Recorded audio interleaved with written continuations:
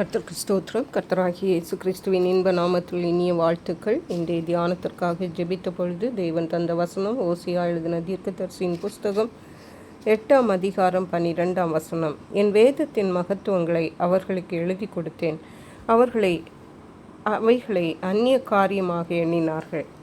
நம்முடைய கர்த்தராகிய இயேசு கிறிஸ்து தன்னுடைய வசனங்களை, வார்த்தைகளை பரிசுத்த வேதாகமம் என்ற விலையேற பெற்ற புஸ்தகத்தில் நமக்கு தந்திருக்கிறார்.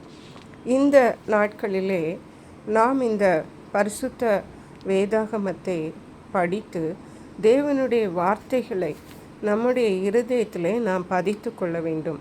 அவைகள் நமக்கு மிகுந்த நன்மைகளை தருகிறது. இம்மைக்குரிய நன்மைகளும் ஆவிக்குரிய நன்மைகளும் பரமராஜ்யத்திற்குரிய நன்மைகளும் நமக்கு கிடைக்க பண்ணுகிறது. ஆனால் தேவன் இங்கே ஆதங்கப்படுகிறார். என் வேதத்தின் மகத்துவங்களை அவர்களுக்கு எழுதி கொடுத்தேன், அவர்கள் அவைகளை அந்நிய காரியமாக எண்ணினார்கள்.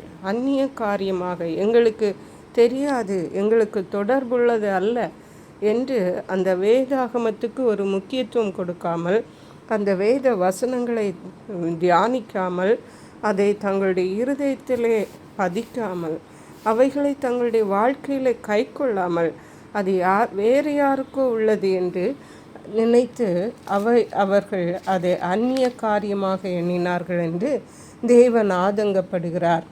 ஆமோஸ் எழுதின புஸ்தகம் 8ஆம் அதிகாரம் 11ஆம் வசனம் சொல்லுகிறது, இதோ நான் தேசத்தின் மேல் பஞ்சத்தை அனுப்பும் நாட்கள் வரும்.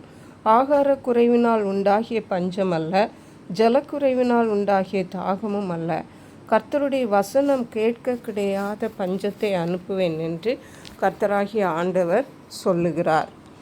அருமையான கர்த்தருடைய பிள்ளைகளே, பஞ்சம் என்றால் நமக்கு ஞாபகம் வருகிறதெல்லாம் ஆகார பஞ்சம், தண்ணீர் கிடைக்காத பஞ்சம் என்று. ஆனால் தேவன் சொல்வது தேவனுடைய வார்த்தை கிடைக்காத பஞ்சம். ஒவ்வொரு தேவனுடைய பிள்ளைகளுக்கும் ஒரு கிறிஸ்தவ வாழ்க்கை செய்கிறதற்கு தேவனுடைய வசனம் மிக மிக அடிப்படையான ஒரு காரியம். கர்த்தருடைய வசனம் இல்லாவிட்டால் நாம் கிறிஸ்தவ வாழ்க்கை ஒன்றுமே இல்லை, செய்ய முடியாது. அடுத்த வசனத்தில் தேவன் சொல்லுகிறார், அப்பொழுது அவர்கள் கர்த்தருடைய வசனத்தை தேட ஒரு சமுத்திரம் தொடங்கி மறு சமுத்திரம் மட்டும், வடதிசை தொடங்கி கீழ்த்திசை மட்டும் அலைந்து திரிந்தும் அதை கண்டடையாமற் போவார்கள். ஹல்லேலூயா. அருமையான கர்த்தருடைய பிள்ளைகளை, நாம் கர்த்தருடைய வசனத்தை தேடி திரிகிறவர்களாக அல்ல, தேவன் நமக்கு தந்திருக்கிற இந்த நாட்களிலே தேவனுடைய வசனத்துக்கு நாம் முக்கியத்துவம் கொடுத்து அவைகளை நம்முடைய இருதயங்களில் பதித்து கொள்ளுவோம். வருங்காலங்களில் அவைகள் நமக்கு உதவி செய்யும், நம்மை சீர்படுத்தும், நம்மை நிலைநிறுத்தும், நம்மை குணப்படுத்தும், நம்மை ஆசீர்வதிக்கும். சங்கீதங்களின் புஸ்தகம் 1ஆம் சங்கீதம் 2-3 வசனங்கள் சொல்லுகிறது, கர்த்தருடைய வேதத்தில் பிரியமாயிருந்து இரவும் பகலும் அவருடைய வேதத்தில் தியானமாயிருக்கிற மனுஷன் பாக்கியவான். அவன் நீர்க்கால்களின் ஓரமாய் நடப்பட்டு தன் காலத்தில் தன் கனியை தந்து இலையுதிராதிருக்கிற மரத்தை போல் இருப்பான். அவன் செய்வதெல்லாம் வாய்க்கும். இவ்விதமான ஆசீர்வாதங்களை நாம் பெற்றுக்கொள்ளும்படியாக கர்த்தருடைய வேதத்திலே இரவும் பகலும் தியானமாயிருப்போம். இன்றைக்கு நம்முடைய வாழ்க்கையை எடுத்துக்கொண்டோம் என்றால், சிறு குழந்தைகள் முதல் வயதான முதியவர்கள் வரை எப்பொழுதும் அவர்கள் செல்ஃபோனுக்கு அடிமையாக இருக்கிறார்கள். செல்ஃபோன், அந்த நேரத்தை நாம் கர்த்தருடைய வேதத்திலே செலவிடுவோம் என்றால் அவைகள் நமக்கு கொடுக்கிற நன்மைகள் அரியவை.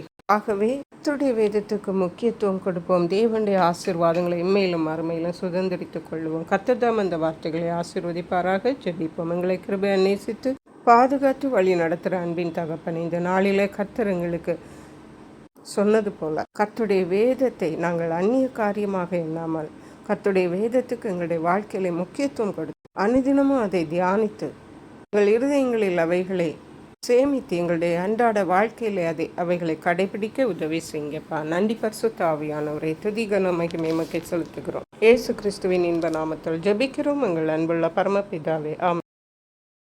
இயேசு கிறிஸ்துவின் சுவிசேஷம் ஒவ்வொருவரையும் சென்றடையும்படியாக இந்த செய்தியை உங்கள் நண்பர்களுக்கு அனுப்பி வைக்குமாறு தாழ்மையுடன் கேட்டுக்கொள்ளுகிறேன்.